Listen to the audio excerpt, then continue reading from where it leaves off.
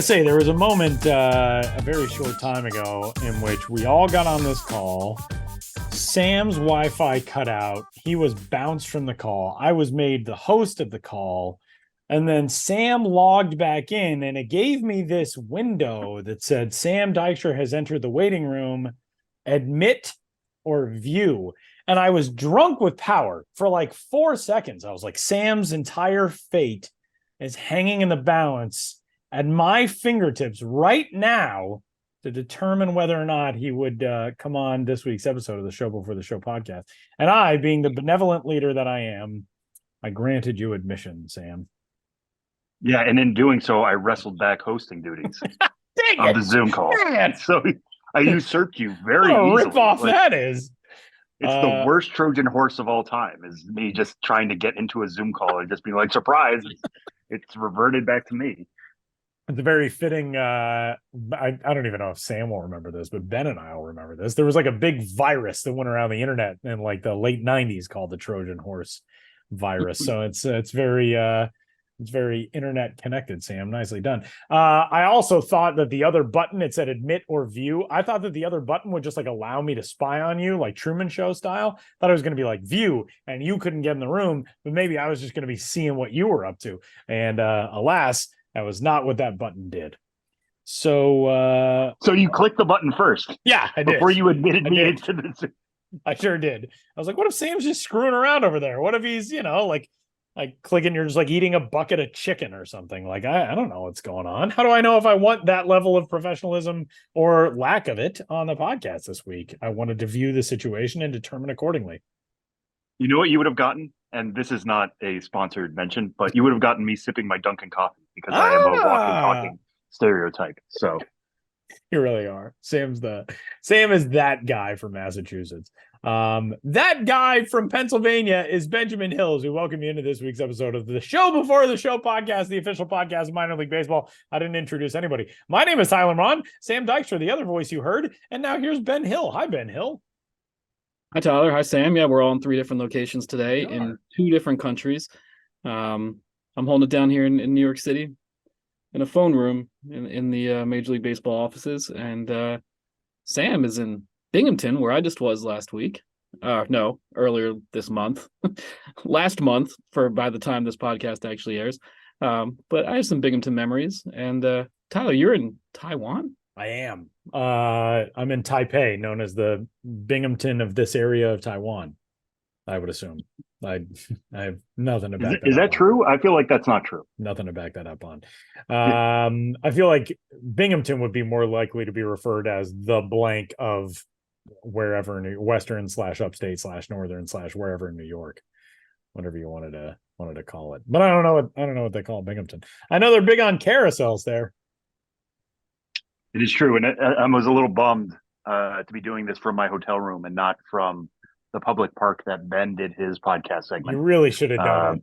You really should have. You should have made a special pilgrimage. People who live near there would be like, do we need to call someone on this? There's just been like random dudes hanging out, like talking into their Zoom calls on their phones. Would have been pretty creepy and funny. It would have been. If you want to play it this way, I could be doing this call from the Twilight Zone itself. Oh, nicely done. So let's play it that way. Yeah. Nicely done, Sam. Well, tell the good folks what takes you to Binghamton this week.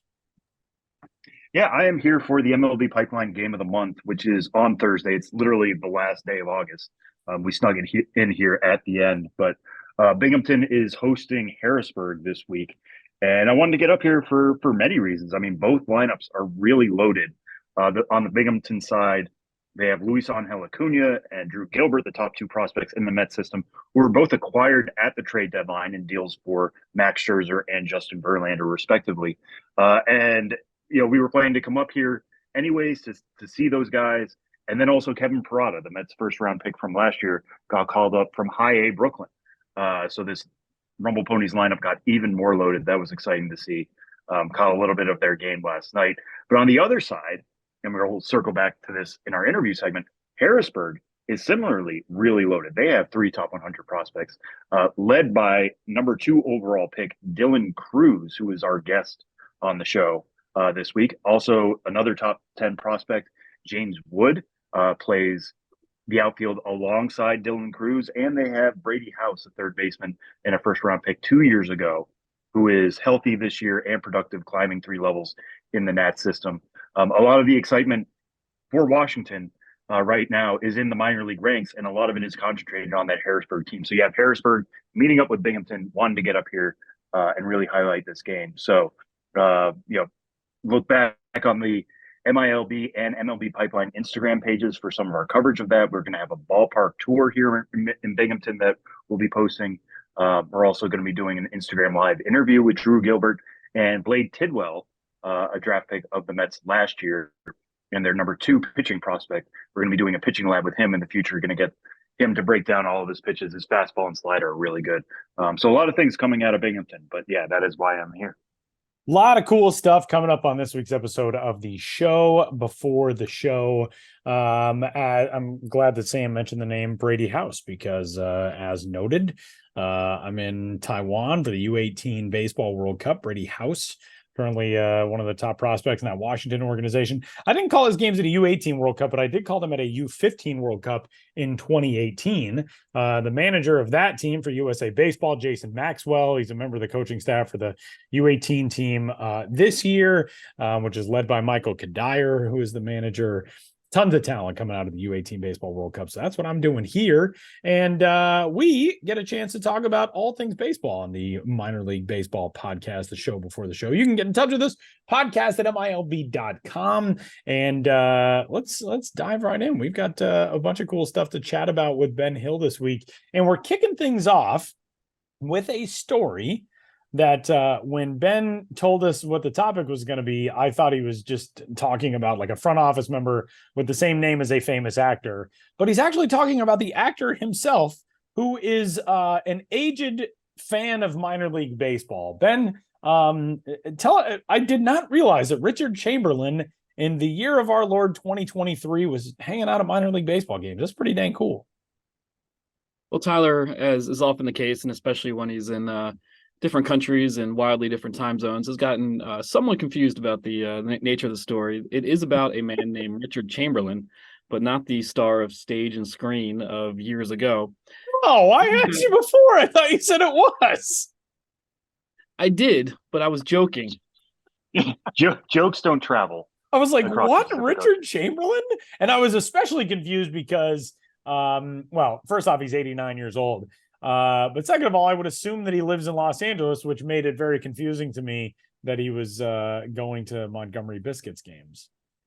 Yeah, I thought you were joking when you said that. So I knew who it was. I knew it wasn't Richard Chamberlain, but I did want to point out that Richard Chamberlain, and I did not know this. I Googled that Richard Chamberlain to lead into this. I did not know this. And this is just a way for me to shoehorn this fact in. Richard Chamberlain was the first actor to play Jason Bourne in a 1988 made-for-TV movie based on the Bourne identity. This was all a ruse for me to bring up this random 35-year-old fact about Richard Chamberlain. Now tell us about the real Richard Chamberlain, not the actor. The real Richard Chamberlain. Well, this is a story that's been up on the site for a little while. Haven't had a chance to talk about it on the podcast yet. Back in June, when I went to Montgomery, I go on road trips. I collect stories. I disperse them out, over the coming days, weeks, and months. But I talked to a guy named Richard Chamberlain, not the actor, who has been to all but 2 Montgomery Biscuits games in the history of the franchise, and that was due to a health issue.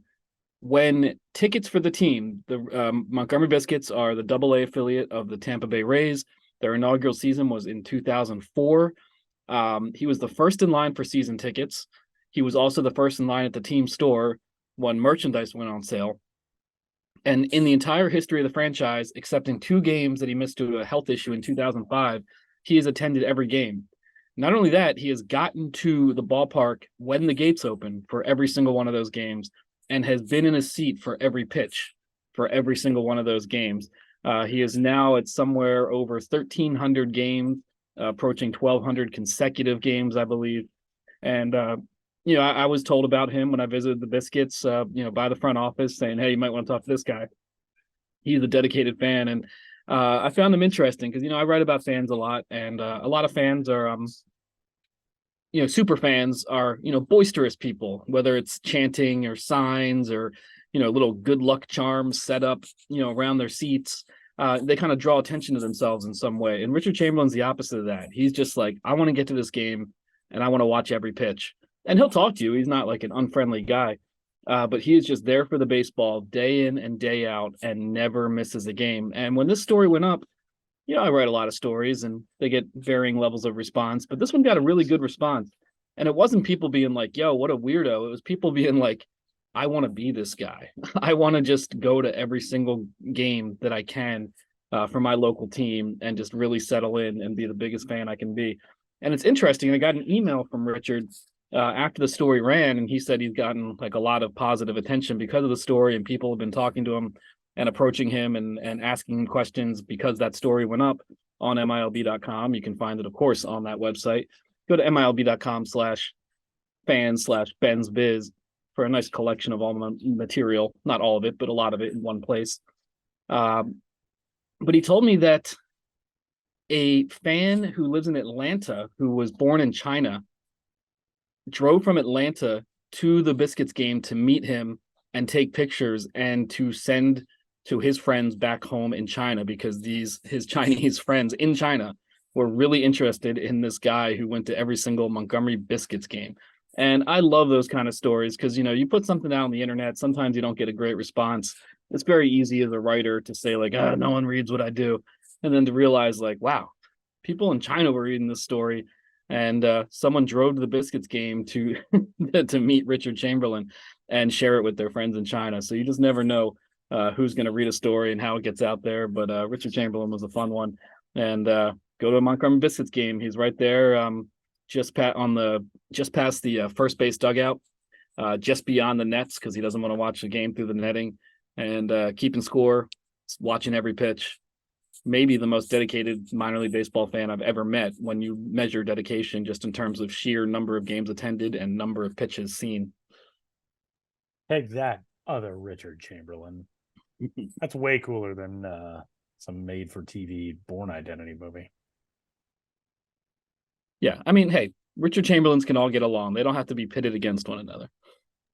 We can live in a land of harmony among Richard Chamberlains. Have you come across a fan who has done something similar? It's one thing like, I've attended a certain amount of games, or I've, been to a certain amount of games consecutively. But for somebody to be there when the gates open, watch every single pitch, and that be the whole thing, that is, yeah, like you said, in measuring dedication, I don't know, you get much more dedicated than that.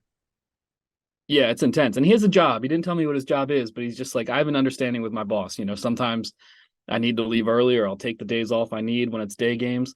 And the game that I was in town for in Montgomery, it was a doubleheader that, just became a doubleheader, the day before because of a rainout. So the 6 o'clock start was moved to 4 o'clock, and Richard Chamberlain was there at 3 o'clock when the gates open for a Friday afternoon doubleheader. He is always there. Okay, 3, 2, 1. All right, Ben. Well, there are a lot of unsung heroes in minor league baseball. And one staffing position at minor league ballparks, and really, honestly, at major league ballparks and other sporting events across the country, is the position of the stringer, which is something that is probably not well known or well understood. But in Lehigh Valley, you got a chance to dissect the job of a stringer. And it's something that's super important for the mechanics of kind of how baseball games are, operated and archived and statted and all of that. Tell us about this Lehigh Valley story. Yeah, when I visited the Lehigh Valley Iron Pigs at Coca-Cola Park in early August, got to give credit to their broadcaster, Sam Jelinek, who suggested, hey, our game stringer, guy by the name of Cory Chryst, has been with the team since the inaugural season of 2008 and has only missed a handful of games. And he might be an interesting guy to talk to. And I said, yeah, that's a great suggestion. I don't think I've ever written about a stringer before. And if you think about the characters in the press box, a lot of them are pretty self-explanatory. The writers are writing about the game. The broadcasters are broadcasting the game. The scorer is scoring the game. And similarly, the stringer is stringing the game. And what stringing is they are entering the results of every pitch on a manual scorecard as backup, but also directly into a computer via a code that they use. And then that code is transmitted, online, and that is what forms, the game day play-by-play logs, the box scores. So they are entering the raw data that becomes everything we see online regarding the play-by-play, the box scores, everything, all the digital information we see about every single game. So on one hand, it's, I don't want to say simple job, but that's a fairly simple description. You just enter in the results using a specific code. But think about baseball. It's one thing just to be like, okay, that's a ball, that's a strike. But he was like, yeah, man, I've been doing this since 2008. And you just never, the old cliche, you never know what you're going to see at a baseball game. And think about it, for those who are transmitting the results, or if you're at home following along on game day, watching a game get updated, and say there's a runner on first and second and a wild pitch, and the runner on second scores, and there's an error on the play, and maybe it was a strikeout wild pitch and the guy gets to first, and et cetera, et cetera. You have to know the code for all of that and try to get it into the system, and hopefully do that by the time the next batter is up and now new pitchers are coming in. But also there are support people all across the country. So every stringer working a game has support to say like, whoa, this just happened. How do I do this? Or, hey, I need you to take a look at this to make sure I got it right. So it's a massive operation, and interesting to think about between everyone at a ballpark who is stringing the game, and then the massive support system that exists to help them in stringing the game. And then all the information that we have at our fingertips is through this process that's taking place in the press box every single night at every single minor league ballpark. And like I said, Cory Chryst in Lehigh Valley, he's been doing it since 2008. He works in the education field, so it's a pretty good job to have in terms of his overall schedule. And he just loves it. He just loves being that, into every game and taking pride in the role he plays. No one's going to look at a box score and be like, I recognize the work of that stringer anywhere. But at the same time, it's a crucial job, and it was cool to, shine a light on that. Something that honestly, I never really thought about.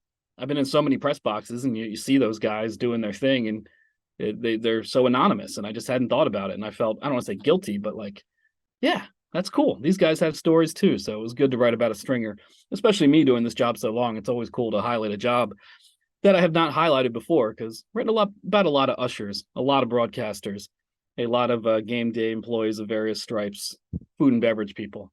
But a stringer, this was a first. One thing I really want to highlight on that, Ben, and you touched on it there, was the fact that there is a human being behind this. We live in a world now where so much is getting automated, and so much is just automatically happening. And, there's writer strikes and actor strikes trying to fight back against AI. The fact that there is still this piece of technology that the game is so reliant on. I mean, this is where official stats are drawn, is from the game day box score. The fact that there is a human behind that, and then another human or humans behind them to help. I think this is the perfect time to tell that story. Yeah, that's a good point. And I hope these jobs are not replaced by AI. That would be tough to do. You'd have to have AI sentient enough to understand itself what it is, quote unquote, seeing on the field to enter it automatically. So hopefully that's not coming anytime soon. But you're right. There is a human being behind everything going on with every single bit of statistical data that is transmitted throughout the minor leagues. And it's kind of interesting to think about. All right, Ben, what else we got coming up from your travels or anything else to the site? Well, I've got a trip. I have a road trip coming up that I want to talk about now, because if you listen to this podcast, maybe you'll be in one of these ballparks. If so, I would love to see you. If so, if you're interested in being a designated eater, consuming the gluten-free cuisine consuming the ballpark cuisine that my gluten-free diet prohibits, get in touch. Email me at benjamin.hill@mlb.com. I am going to, on Wednesday, First Horizon Park, Wednesday, September 6th. First Horizon Park in Nashville, home of the Nashville Sounds. Haven't been there since their inaugural season of 2015 in that ballpark, not the inaugural season of the team, but haven't been to Nashville, their ballpark, since 2015. From there on Thursday, September 7th, going to Bowling Green Ballpark, home of the Bowling Green Hot Rods. That's another one I haven't been to in a long time, over a decade. And they are playing as the Bootleggers, celebrating illicit whiskey smuggling in the region. So they play as that identity every Thursday. Excited to see that, and excited to finally make it back to Bowling Green on Thursday, September 7th. Friday, September 8th, staying in the great state of Kentucky and moving on to Louisville, home of the Bats, Louisville Slugger Field Stadium. Regardless, that's a AAA Reds affiliate. And again, it's been like 9 years since I've been there, seeing the Louisville Bats. And then on Saturday, September 9th, the Indianapolis Indians at Victory Field. Been 2014 since I've been there as well. So overdue for a trip there. And a lot of baseball history in that region, with the Indianapolis Indians franchise itself going back all the way to the start of the 20th century, and professional baseball in that region dates back even further than that. And then finally, Sunday, October 10th, Columbus Clippers. Haven't been there since 2014. AAA Cleveland Guardians affiliate. And that's a beautiful ballpark. Huntington. Is it Huntington Park, Huntington Field? I always forget the designations. Is this a stadium, a park, a ballpark, a field? That one is a park. It's a park, Huntington that one Park. I do remember. Yeah. So looking forward to all that. So once again, Wednesday, September 6th, Nashville Sounds. Thursday, September 7th, Bowling Green Hot Rods. Friday, September 8th, Louisville Bats. Saturday, September 9th, Indianapolis Indians. And Sunday, September 10th, Columbus Clippers. That'll be my last road trip of the season, and will give me a lot of sustenance material to write about, hopefully well into the off season, because I just keep trickling all this material out, and that'll be it for another season on the road. So looking forward to getting back out there one more time. And again, if you want to be a designated eater at any of those ballparks on the dates in question, email me at benjamin.hill@mlb.com. I'll have more information on the trip in my newsletter, which is out by the time you're listening to this podcast, the Ben's Biz Beat. You can subscribe to that. Go to MILB.com. Go to the newsletters tab on the main navigation menu on the website and subscribe to the newsletter. And so excited. Busy times. And then they'll be not as busy, but you know how it goes. We all stay busy. But then you'll have some good stuff to carry us into the long, dark days of winter and help us think of the bright, happy days of spring and summer to come. That's right. I got to store some of this material for later. I always look at it as like the industrious squirrel. Yeah. Stashing all those nuts away for the lean times. I think there's an Aesop's fable about that somewhere. I think it was an ant in the fable who really got his act together and had a lot of great material. And then there was a lazy animal. Maybe it was a grasshopper. I can't remember. Who just was real frivolous with his time and then frittered away all the resources. Yeah, so I want to be a squirrel or an ant or whichever one, stockpiles the stuff for the lean times. That's me. I think that's a good plan. Benjamin Hill, who you can find on the social media networks, Ben's Biz and the Ben's Biz. And now we pivot to Sam Dykstra, who leads us into our interview for this week, and it's a good one. Yeah, I was really excited to do this one this week. As part of my trip here to Binghamton. And like I was saying earlier, both Binghamton and Harrisburg lineups are so loaded. You couldn't go wrong with trying to interview somebody. But I especially wanted to talk to Dylan Crews, this year's number 2 overall pick, the Golden Spikes Award winner, the national champion with the LSU Tigers. So much has happened for Dylan Crews in the last few months. Wanted to touch on all of that with him. What kind of, where his head's at in this whirlwind. The fact that he's now at AA already in his first season. Pretty crazy, but we've always thought he was so advanced with his hit tool, which we have as a 70 on the 20 to 80 scale, that we thought he could be moved aggressively, and that's what the Nats have done so far. They skipped him over high A completely. So now that he's at AA, wanted to chat with him. Just a quick note: we start out talking about something that happened on Tuesday night. On Tuesday, he was hit in the head by a pitch from Blade Tidwell. It was a breaking ball. It kind of glanced off his helmet. But I just wanted to check in with him. So if you're a Nats fan, you might already know he said he was going to be good to go for Thursday night. We're recording this Thursday morning, so we'll see if he's in the lineup tonight. But we expect him to be. So by the time you hear this, he might have already been back. But I just wanted to check in with him, see how he's doing. So that's how we start this interview. But here's me chatting with Dylan Crews.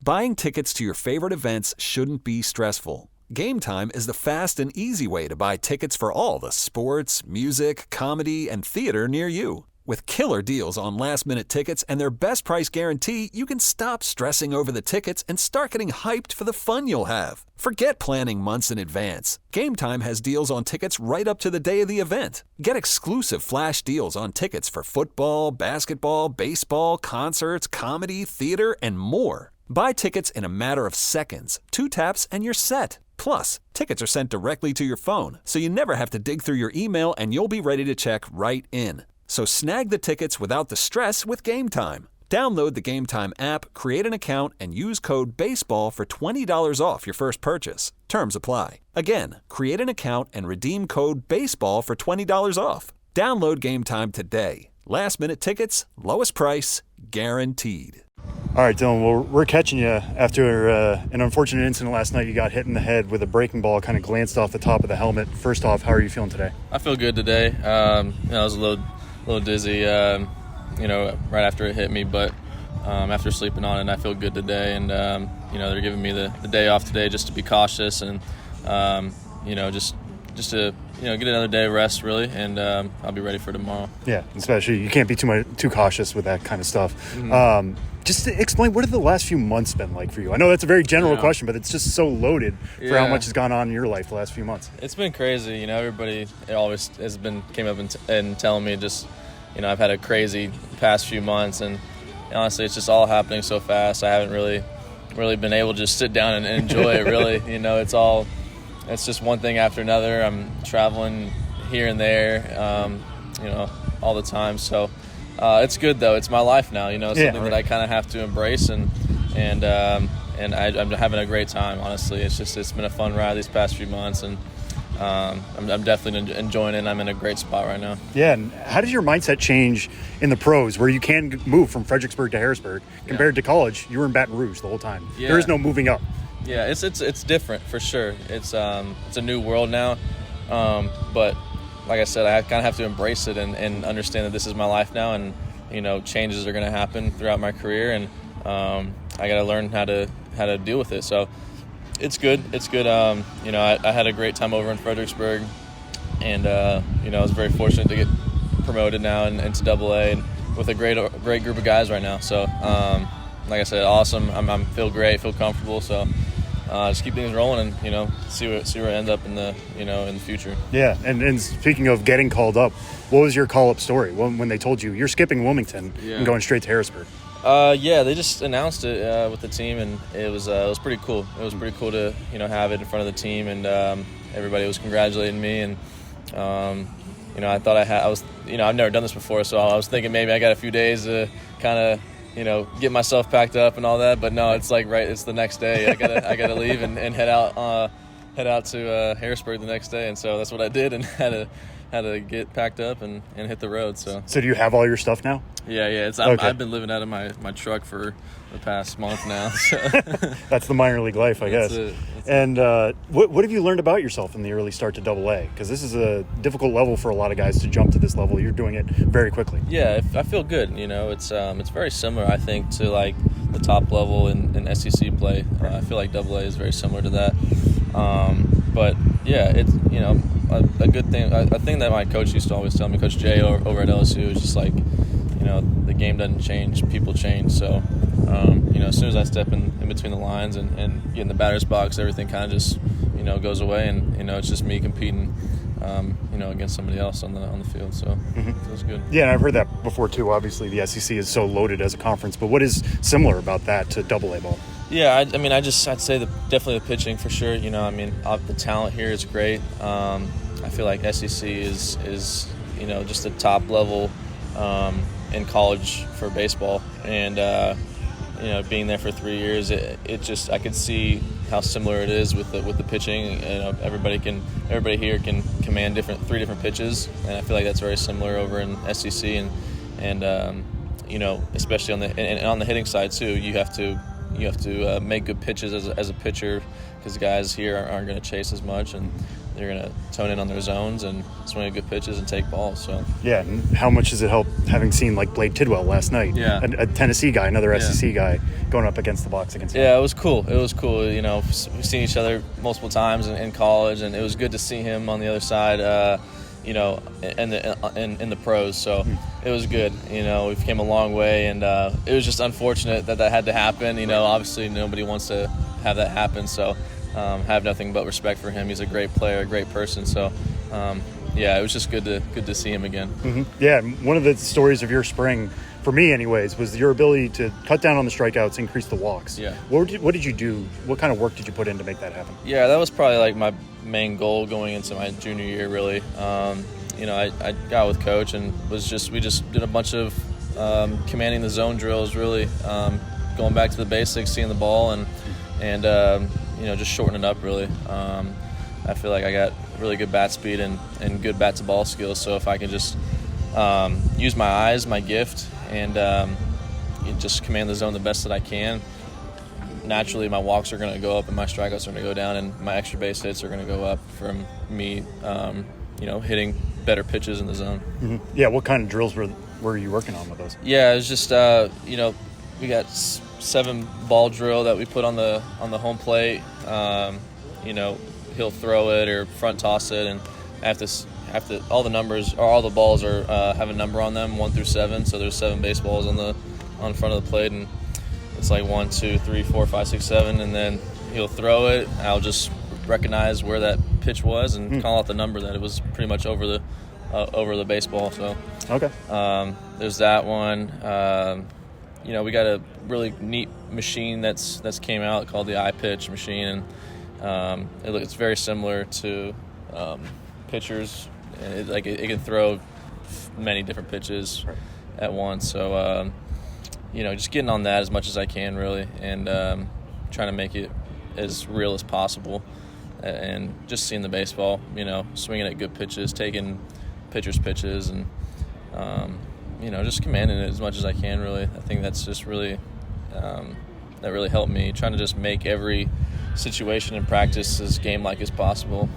So that's probably what helped me out the most. Yeah, when did it feel like that was actually working and that clicked in? Yeah, I think during fall scrimmages, really, you know, because we had some really good talent on our team, and you know, being able to tone in and make those games like almost feel like spring games in during the season really helped me out a lot, and it made the transition pretty smooth. Mm-hmm.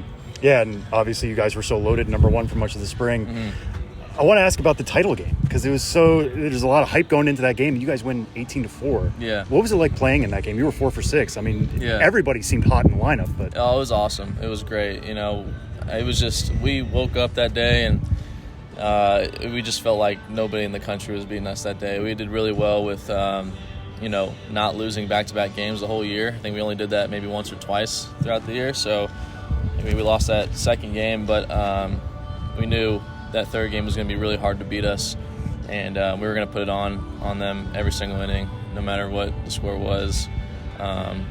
You know, so it was good. It was awesome. It was the best experience of my life. Yeah, I'm sure. Yeah, getting the dog pile at Omaha is a dream so many kids have. Just finishing out on top is just an unbelievable feeling. What was the energy like in the dugout? Like, was there a specific inning? Was it the 5th, the 6th, the 7th, where you guys were like, we're basically national champs now? That's funny because really, I feel like the first 8 innings, it was just us doing our deal and us playing baseball. And then we finally ran out in the 9th inning, and like, you just look around and it's crazy. Like, we just thought to ourselves, man, we're 3 outs away from winning the national championship. Like, it just, after that first out, we're like, oh my gosh, this is actually about to happen. Like, the first 8 innings, it was just, like I said, it was just us playing baseball. And I think that's the craziest part. And we didn't think once the first 8 innings that this is a national championship game. We're just trying to do our best the whole game and do what we've been doing the whole year. And that 9th inning finally set in. Yeah. So at what point do you decide, or do you allow yourself to switch into draft mode, coming off winning the last game of the year, which is not something a lot of guys get to do? Yeah. You know, after the season, I took 2 weeks off, you know, just to kind of wrap myself almost in bubble wrap to get ready for the draft. I would hope so, yeah. Don't want to do anything stupid before the draft. So, I just kind of took some time off and relaxed and enjoyed it as much as I could. And, so I guess right before the draft, really, you know, I kind of just shifted into another gear and had to get ready for that. And As soon as I got my name called, then I had to get back in the gym and in the cages and start working for another 2 or 3 more weeks until I ended up in West Palm and trained there for about another week, and then headed up to Fredericksburg. Yeah, what was the call like from the Nats saying, "Hey, we're taking you number 2"? It was a great feeling. It was an awesome feeling. It was crazy. I talked to Nats actually the least out of out of like the top 4 or 5 teams. So, but I guess teams just they don't have to think twice about it really. So I think that's a good feeling. It's a great feeling knowing I'm in a very special organization that thinks a lot about me. So, I feel great. It was an awesome call. They were congratulating me and welcoming me to this organization, and they have a great history with how to get to the World Series and winning it. They won it in 2019. So, I think we got a great group of guys on this team, great core group of guys, and I'm looking forward to it, man. Yeah, how quickly did you look at the outfield depth chart and find out James Wood, Robert Hassel, Elijah Green? I didn't really think about it when I got drafted, and then I started looking, and you just go down the list, and you got some good dudes on this organization. Right. Yeah, and I saw a picture of you guys in the dugout during your debut. James Wood smiling ear to ear just to be around you. What has it been like working with those guys? Oh, it's awesome. It's great.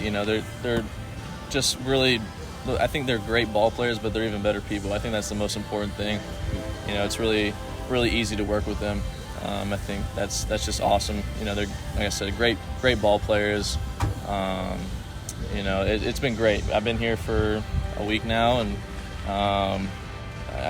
they're growing every single day, so it's pretty cool. Yeah, you've had to play the corners for the first time since freshman year? Yeah. What has that transition been like? It's been easy, honestly.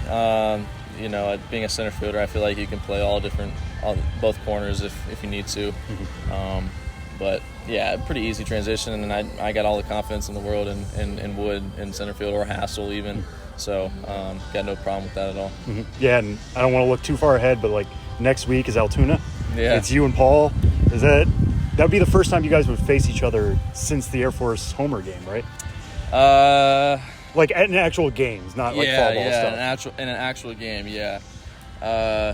So it'll be fun. I'm looking forward to it. He's an awesome dude, awesome talent. It'll be good. It'll be good to see him again and face him. I haven't faced him in a long time, so we'll see what he looks like. How much have you held the Homer over him all these years later? It's always in the back pocket, but I never will. I'll never just throw it into his face, honestly. He knows it happened. Like that's I mean, he heard it enough, but I would never say something like that to him, because he's got such a tunnel vision mindset, and he works hard every single day, and he's proven to everybody that he's a real deal. So yeah, have you guys talked about the fact that you went 1-2? Like when you guys talk, how neat that is? We really haven't. We talked about it a little bit, but like, we haven't really sat down and just like had a conversation about it. It's pretty cool. I think maybe 20 years down the road we'll probably finally sit down and go over everything. It'd be pretty awesome. Yeah, it's not like nothing's happening in your lives right now between all the movement and all the getting called up. All right, well, I'm sure a lot of Nats fans are interested in this because they've seen how quickly you've moved so far. How quickly do you feel like you can get to the majors? Well, I feel like I can go there at any moment, really. I feel ready, but that's not my decision, really. That's their decision. But I feel ready at any moment to go up there and compete. Like I said, the game doesn't change, so go up there and be me at the end of the day. So whatever they want to do, whatever they feel like is best for me, I'm all in for it. Yeah, when it's not your decision, obviously. Does every game feel like an audition, kind of in that way? Not really. No. I'm going out there and just being me. That's it. Dealt with pressure my whole life and dealt with expectations, so I know how to handle it, and going out there and just being me at the end of the day. Yeah, all right, and we'll end on this one. 2020, you made a decision to go to LSU instead of the shortened draft. Yeah. Worked out pretty well, but how do you look back on that? Best decision I've ever made, for sure. For sure. I just trusted my gut and knew my worth at the end of the day, and just wanted to go to school and experience that, and I knew what I was getting myself into. I knew what I was I was gambling on myself, so going out there and just, like I said, being me, and everything kind of work out for itself. Yeah, I'd say we did that.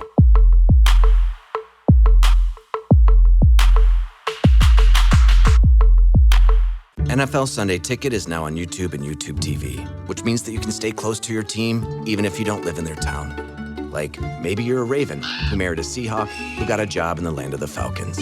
With NFL Sunday Ticket, you can watch your team's out-of-market Sunday afternoon games no matter where you live, because you shouldn't have to change teams even if you change towns.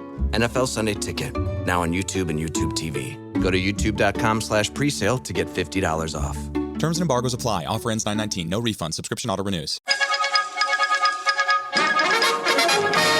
We interrupt this podcast to bring you another thrilling edition of Ghosts of the Miners. Now, here's your correspondent and host, Joshua Jackson.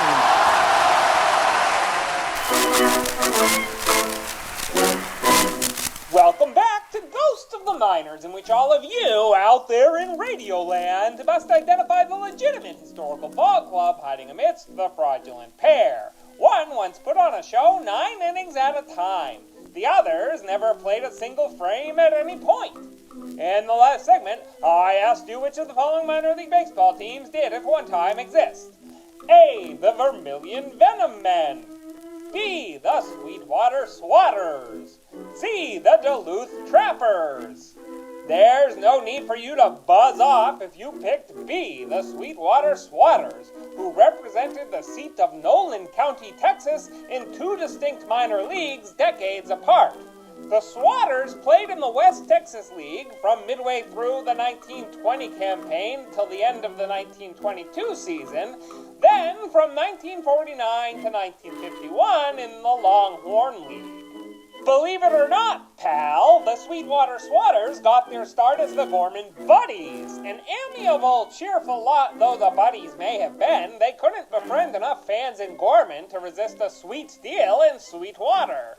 The Abilene Daily Reporter informed its readers on August 4th that a mass meeting of fans and businessmen is to be held at Sweetwater tonight to discuss the transfer of the Gorman franchise. The story also noted that Sweetwater had been one of the towns vying for a West Texas League club at the circuit's founding.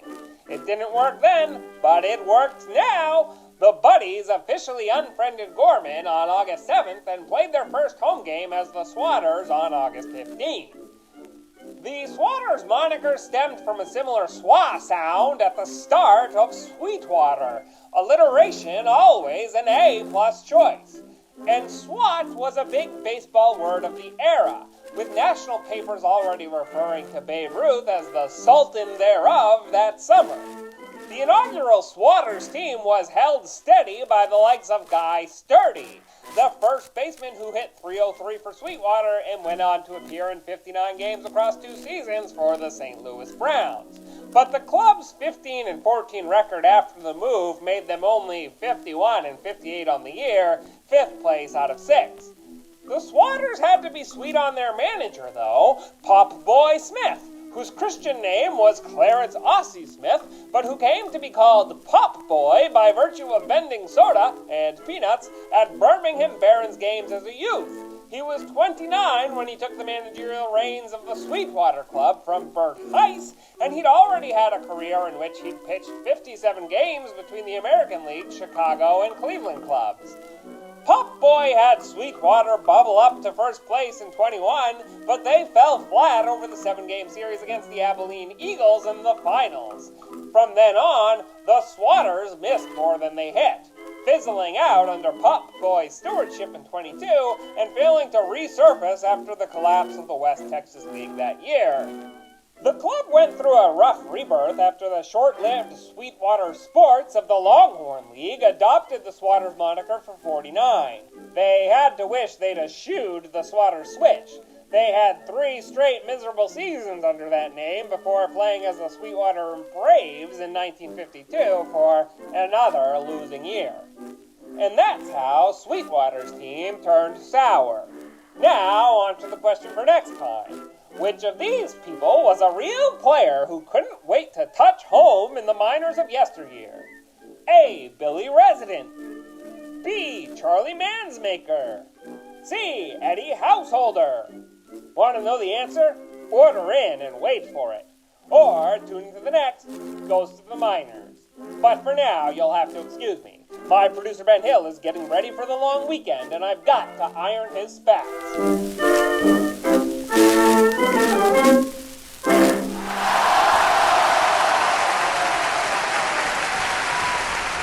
Our final segment of this week's episode of the show before the show, as we kick off the month of September somehow. I don't get how time passed in that manner to make it September 1st by the time you hear this, but hey, here we are. We still have a few more weeks of promos and games and all that stuff to promote for you. Benjamin Hill, what is the promo that has caught your eye for this final week? Well, it wouldn't really be for the final week of August, for the first weekend in September.